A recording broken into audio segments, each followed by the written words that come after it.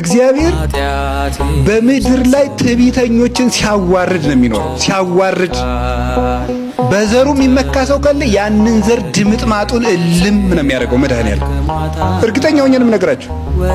እስራኤል ምን ብለው ያስባሉ? የእግዚአብሔር ምርጥ ሕዝቦች እኛ ነን ይላል።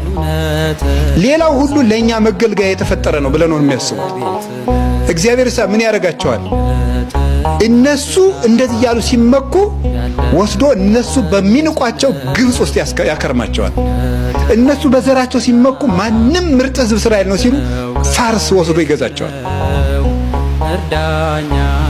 ለዚህ እኮ ነው አያቶቻችን የአብርሃም ዘር ምርጦቹ ሲሉ የዳዊት ዘር ሲሉ የዳዊት አያቱ ሩት ናት፣ ሩት ደግሞ ሞዓባዊት ናት፣ ዜግነቷ እስራኤል አይደለም ብለው እንዲዋረዱ ዳዊት ከሞዓባዊቷ እንዲወለድ አደረገ እግዚአብሔር። ስለዚህ እግዚአብሔር የሚመካ ሰው አይወድም።